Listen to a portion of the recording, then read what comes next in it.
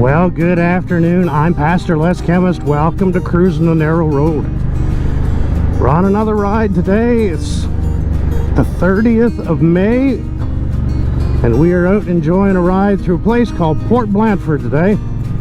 Our ride today is going to take us through Port Blanford, then over to Musgrave Town, Bloomfield, Lethbridge area, and back to Clarenville. The roads today are not going to be very nice. Out through here there's still a lot of sand on the road and they're still a bit rough, but if we're careful we'll be fine. But the scenery is gorgeous.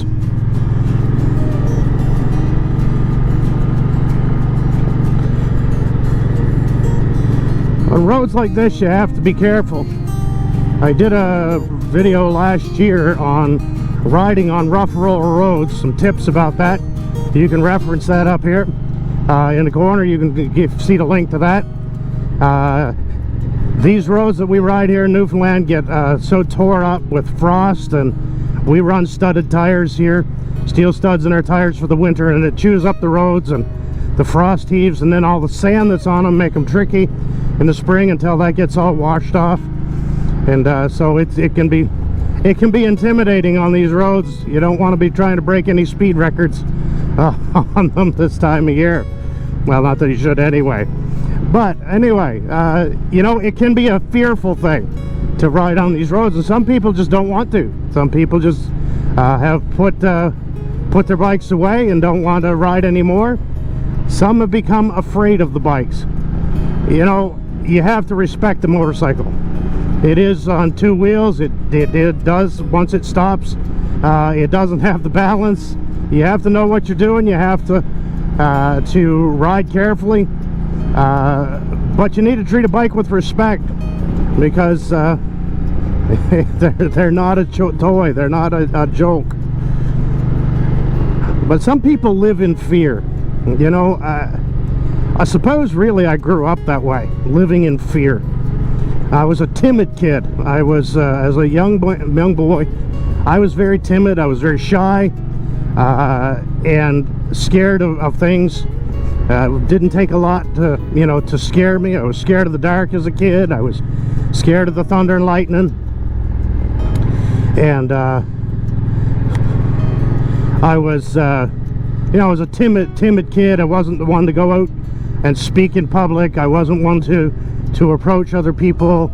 You know, I was a nervous kid. I say nervous. I was a shy, timid child.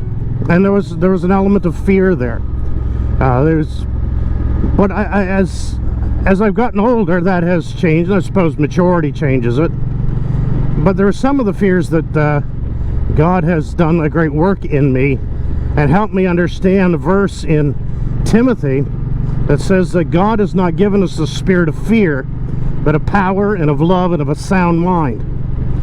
And I've seen so many people, especially in the last 2 years with the pandemic, operating out of fear, making decisions based on fear, and that doesn't help. It's not a good motivation. Yes, to have a healthy respect for something and a healthy fear of certain things is wise. You know. To have a healthy fear of bears is good,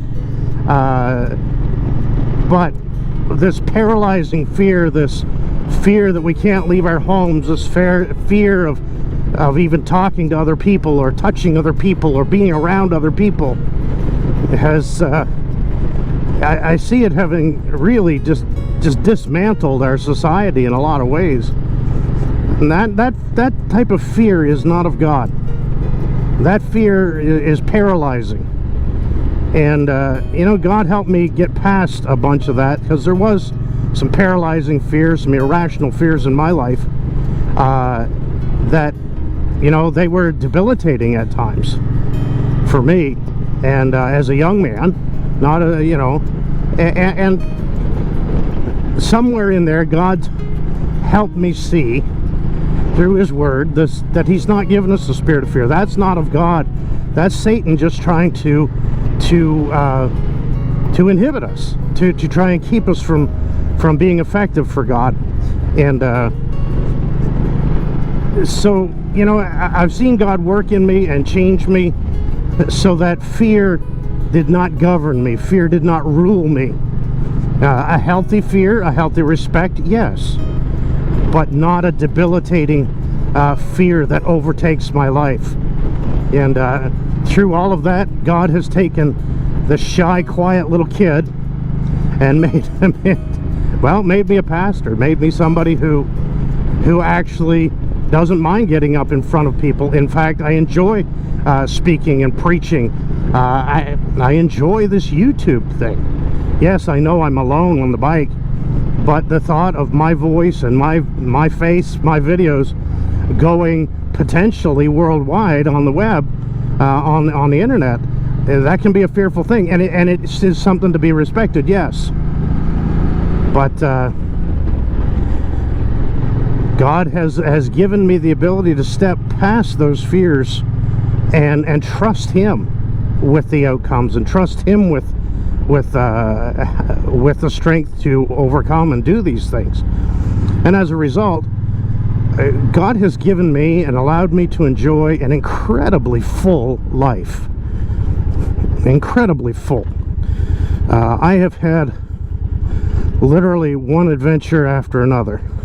You know, I'm in my early 50s, mid 50s, and if I was to die today, I could say with all confidence that I have had a very full and very exciting life.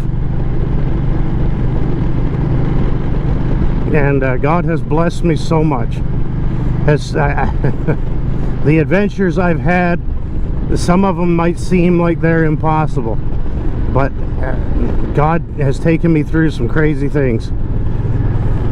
I wouldn't have any of this if I hadn't trusted Him as my Savior. I wouldn't be where I am today. I wouldn't be the man, the pastor, the motorcycle rider, the firefighter, the former EMS worker, the former, missionary in a third world country. I wouldn't have the children I have. I wouldn't have the wife I have. I wouldn't have all of these blessings that I just feel so, at times, overwhelmed with how much God has done for me. And I wouldn't have any of it if I hadn't trusted Him and put my faith in Him all those years ago. It's a beautiful ride today. The scenery is amazing. The roads are horrible. The sun is shining. The birds are probably singing. I can't hear them. It's a great day.